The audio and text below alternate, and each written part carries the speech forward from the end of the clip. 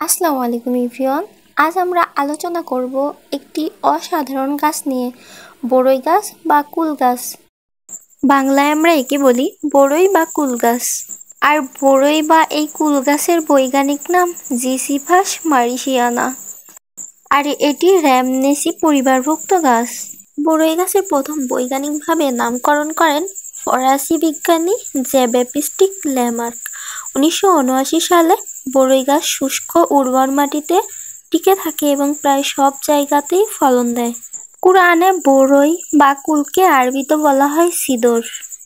এই বড়ই বা কুল ফলে রয়েছে বিশেষ গুণাগুণ: vitamin C, vitamin A, iron, calcium সমৃদ্ধ, রোগ প্রতিরোধ ক্ষমতা বাড়ায়, কোষ্ঠকাঠিন্য দূর করে, হজম শক্তি বাড়ায়, রক্তশূন্যতা দূর করে, ঠান্ডা কাশি উপশম করে, এমনকি ত্বক সুন্দর রাখে, ডায়াবেটিক্স নিয়ন্ত্রণে সহায়তা করে, স্নায়ু শান্ত করে, নিদ্রাহীনতায় উপকারী।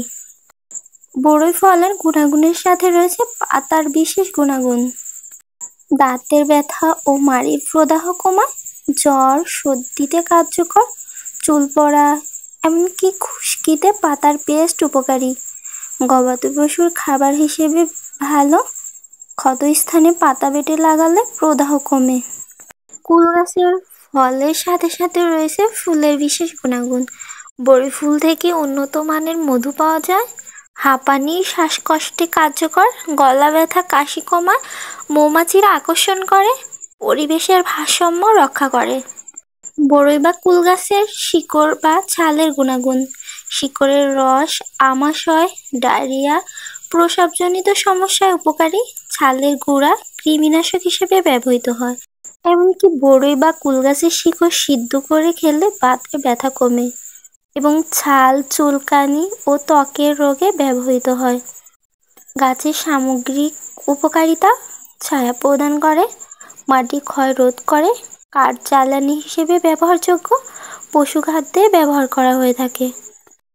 অফুল্লা বড়ই গাছের রয়েছে উপকারিতা: যেসব বড়ই গাছের ফুল আসে না বা ফল ধরে না তাদেরও রয়েছে অনেক উপকারিতা। সেসব গাছের পাতা পশুখাদ্য হিসেবে ব্যবহৃত হয়, শিকড় ছাল ঔষধি কাজে ব্যবহৃত হয়, কাঠ জ্বালানি ও আসবাবপত্র কাজে লাগে, গাছ ছায়া দেয়, মাটি রক্ষা করে।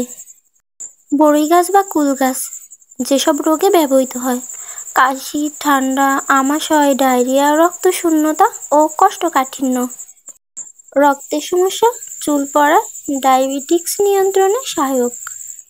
বড়ই বা কুল গাছের বৈজ্ঞানিক গবেষণা: ফরাসি বিজ্ঞানী জ্যাঁ-ব্যাপ্টিস্ট ল্যামার্ক 1979 সালে বড়ই বৈজ্ঞানিক নামকরণ করেন। 1900 শতকে ভারত ও চীনে বিজ্ঞানীরা বড়ইয়ের পুষ্টিগুণ নিয়ে গবেষণা করেন এবং 1970 থেকে 1990 সালে আধুনিক বিজ্ঞানে প্রমাণিত হয় বড়ইয়ে রয়েছে অ্যান্টিঅক্সিডেন্ট, প্রদাহনাশক, অ্যান্টিব্যাকটেরিয়াল উপাদান। বাংলাদেশ কৃষি গবেষণা ইনস্টিটিউট BARI 1980 সালে বড়ইয়ের উন্নত জাত উদ্ভাবন করেছে। বড়ই বা কুলের জনপ্রিয় কয়েকটি জাত রয়েছে, যেমন বাংলাদেশে আপেল কুল, বাউ কুল, কৃষি কুল, কাঁঠালি কুল, নার্সারি কুল, বান্দর কুল, টক কুল, মিষ্টি কুল।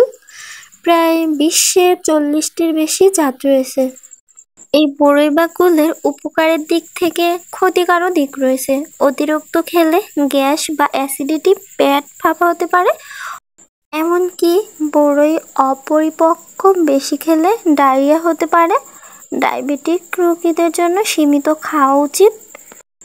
লোককথায় প্রচলিত আছে, গ্রাম অঞ্চলে বিশেষ করে ভাদ্র মাসে বড়ই হলে সেই বড়ই খেলে সাপে দংশন করলে নাকি কখনো বিষ নামে না। অফুলা বড়ই গাছ বা কুল গাছ: যে গাছে কখনো ফুল আসে না, ফল ধরে না, সেই গাছকে বলা হয় অফুলা বড়ই গাছ। আর এই অফুলা বড়ই গাছে রয়েছে বিশেষ গুণ: এই অফুলা বড়ই গাছের পাতা কুসুম গরম পানিতে সিদ্ধ করে সেই পানিতে 3 কুল পরে আগে পরে দুরুদ ইব্রাহিম পরে ফু দিয়ে সেই পানি দিয়ে গা ধৌত করলে জাদু টোনা থেকে শুরু করে শরীর পরিষ্কার হওয়াতে সব ধরনের উপকার আসে। বাত ব্যথা দূর হয়। এমনকি মুখে বেশি পরিমাণ দুর্গন্ধ হলে এই বড়ুর পাতা চিবোলে মুখের দুর্গন্ধ দূর হয়। কাঁচা বা কিছুটা রসালো কুল ফল খাওয়া যেতে পারে। ফলের মধ্যে ভিটামিন সি বেশি থাকে, যার জন্য উপকারী হতে পারে। ফল এক্সট্রাক্ট রস, ফল মিহি করে মিথানলে বা অন্য দ্রব্যতে এক্সট্রাক্ট নেওয়া যেতে পারে। যেভাবে গবেষকরা করেছেন ফলের অ্যান্টিঅক্সিডেন্ট পরীক্ষা করতে পাতার রস ব্যবহার। প্রথাগতভাবে পাতা দিয়ে কষা বা রস তৈরি করে ব্যবহার করা যেতে পারে, যেমন পরিষ্কার, দূরবীন, সমস্যা, ক্ষত ইত্যাদি। তবে ডোজ বিশুদ্ধতা নিশ্চিত করতে হবে। ছাল গাছের অংশের পেস্ট, ছাল বা গাছের অংশ গুঁড়ো করে পেস্ট এবং কষা প্রস্তুত করা যেতে পারে। বহিরাগত প্রয়োগ চর্মরোগ, দগ্ধ জায়গায় বা অভ্যন্তরীণ প্রয়োগ কোষ্ঠকাঠিন্য ইত্যাদিতে। তবে নিজেই পরীক্ষা করে নিতে হবে ইসলামী উদ্দেশ্যে, কারণ হাদিস বা সনদ অনুযায়ী যদি পবিত্র উদ্দেশ্যে বা অনুমতি থাকে, যেমন মৃতদেহ ধোয়ানো, তবে সেই প্রেক্ষিতে ব্যবহার হতে পারে। তবে এটি মেডিসিন উদ্দেশ্য থেকে একটু আলাদা। কোরআনে বলা হয়েছে বড়ই বা কুল জাতীয় গাছের কথা। আরবিতে এই কুল বা বড়ই গাছকে বলা হয় সিদর। এমনকি বিজ্ঞানীরা গবেষণা করে দেখেছেন যে বড়ই গাছের পাতায় রয়েছে জীবাণুনাশক বা অ্যান্টিব্যাকটেরিয়াল সমৃদ্ধ এবং ক্ষতিকর জীবাণু ধ্বংস করে ত্বককে পরিষ্কার করে দেয়। বড়ই গাছ বা কুল গাছ নিয়ে কোরআনে কয়েকটি জায়গায় উল্লেখ আছে। সূরা ওয়াকিয়া আয়াত নং 56। তারা থাকবে কটকমুক্ত কুল গাছের সিদর ছায়ায় আর স্তরে স্তরে সাজানো কলা গাছের নিচে এবং দীর্ঘায়িত ছায়ার নিচে অবিরাম প্রবাহিত পানির ধারা, প্রচুর ফলমূলের মধ্যে, যা কখনো ফুরাবে না, নিষিদ্ধও হবে না। এবং আল্লাহ তাআলা কোরআনে সূরা নাজমের মধ্যে আয়াত নং 53, আর নিশ্চয় তিনি তাকে আরাকবের অবতরণকালে দেখিয়েছিলেন, যা সিদরাতুল মুনতাহার নিকটে, যার নিকটে আছে জান্নাতুল মাওয়া, যখন ছিদ্রা তাকে আচ্ছন্ন করেছিল, যা আচ্ছন্ন করেছিল। এবং সূরা সাবা আয়াত নং 34। কিন্তু তারা মুখ ফিরিয়ে নিল, অতএব আমি তাদের উপর প্রেরণ করলাম প্রচণ্ড বন্যা, আর তাদের 2 উদ্যানকে আমি পরিবর্তন করে দিলাম তিক্ত ফল, খেজুর গাছ আর কিছু অল্প সিদর কুল গাছের বাগানে।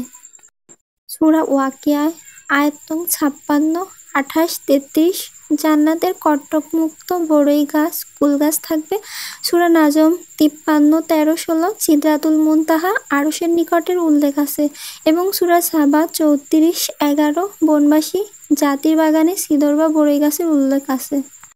ফলমূল যা তারা পছন্দ করবে, পশু পাখির মাংস যা তারা কামনা করবে, জান্নাতবাসীরা এমন ফলমূল পাবেন যা তাদের মন চাইবে, এবং ফল কখনো নষ্ট হবে না। তারা পাখির মাংস ভক্ষণ করবেন যা পৃথিবী কল্পনা অতীত সুস্বাদু হবে।